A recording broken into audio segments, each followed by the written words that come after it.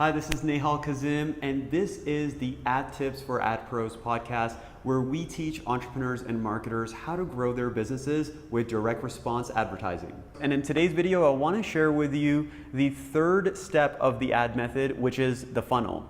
There are so many different funnels, and instead of talking about all of them, what we're going to talk to you about today is just how to approach your analysis and assessment of a funnel and decide where to invest your time, energy, and your money to actually optimize your funnel. So the framework that I want to share with you is called AIDA. It's AIDA, and it stands for attention, interest, desire, and action. And within these four acronyms and these four steps, what naturally is going to happen is you're going to have a drop-off. That is natural. But what are you doing to actually fill in some of the gaps and the holes in your advertising campaign to minimize those drop-offs? So the first thing that you can do is optimize the attention to the interest, okay? So the attention is that by default, when you're paying for advertising, you're paying for that attention. People are watching, cat videos, they're looking at what their friends are doing, and then your ad shows up, right? When your ad shows up, by default, you have their attention. But is that attention actually going to get converted into some sort of interest? The interest here is they're clicking. They're starting the process to actually go through your conversion process, right? Your conversion process here is your funnel. And so the attention to the interest, the main way that we've seen to actually optimize that, there's so many ways, but one of them, it starts with your messaging. What are you doing to actually get their attention to convert that into interest? What is it that how are you actually targeting? So if you're targeting your dream client and you're doing a good job of that, you don't have to work as hard on the messaging or on the offer because you're targeting to the right person. So once you have that, what is the actual hook that's going to get them to click? That's the only conversion right now. You want them to start the process. And so what is the hook that's going to get them to do that? And then obviously, depending on the advertising platform you're using, there's different types of media you can use. So there are obviously videos, images, you can use just copy, there's different ad types. There's so many different options, but those are a few to actually capture that attention and convert it into interest. And so right now, if you're going through this process and your funnel isn't doing so well, that is one place to say, am I actually converting that attention into interest right now? And what can I do to improve it? That's step one.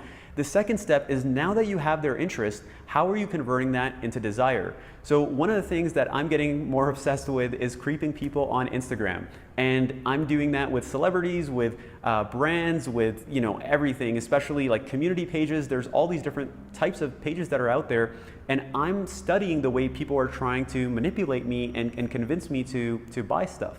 So one of the things that I saw this morning was that there was a celebrity, a mini celebrity, and he bought a bunch of meal prep stuff. So whether if he bought it or the company paid him, they did a shout out for that actual pre-made or pre-prepared food.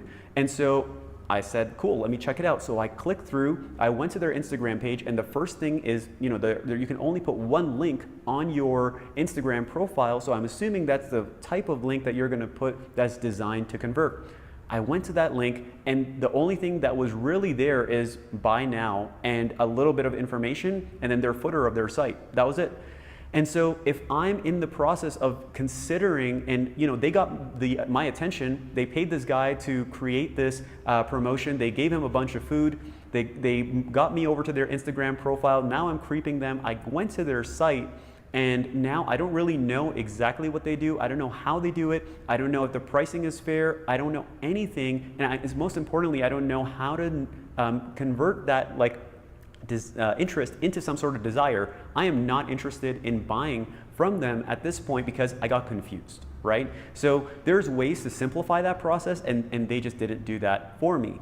This is the same case in your advertising when you're getting people to click to any kind of education that you have, whether it's content, to your actual physical products, whatever your business is. What are you actually converting those people and getting their interest and converting it into desire? The way that you're able to do that is this the right product for that type of person? And you can convert, you can create that interest and that desire just by having really good products, by having incredible photos, by having incredible videos, by having really good copy. And then obviously, depending on where you are in the sales process, pricing becomes a factor. There's so many different elements here, but in this case and in many different cases when you're doing advertising, are you actually converting the interest into desire? Are they emotionally invested now? Is there some sort of hooks that there's a reason why they want to buy what you're selling? And that is a really important element to getting not only from the attention to the interest, but now the interest to the desire. So that's number 2. The final step is the desire to the action. And so we do a lot of local campaigns, and one of the things that we've seen with local is that we'll create a campaign where we'll create a really good ad that gets people's attention, right? They click through and they opt in. Not only do they opt in, on the thank you page, they book a call, like a phone call, like a pre-consultation. Then not only do they book the call, they show up on that call and we have a great conversation with them. Once we have that conversation with them, we never hear from them again. And so what happened there? They saw the ad, they clicked, they entered their information, they booked a consultation, they showed up on the consultation, they had a great call, and then they disappear, right? In your business, if you know everything is working really, really well, but that one thing is actually the gap, that's where you should be focusing your money and your attention on. And we have a client that's exactly what the issue is, and that's where a lot of their attention and a lot of their focus is on how to optimize and make that process so much better because everything else is working really, really well. How do we make sure we take care of that process just so we finish this whole cycle, right? So just to review, what we did is first we're trying to grab people's attention, right? We show them the ad. Then we try to grab and convert that attention into interest. And so the interest here for most campaigns is the click. Now that you have their interest, how do you convert that into desire?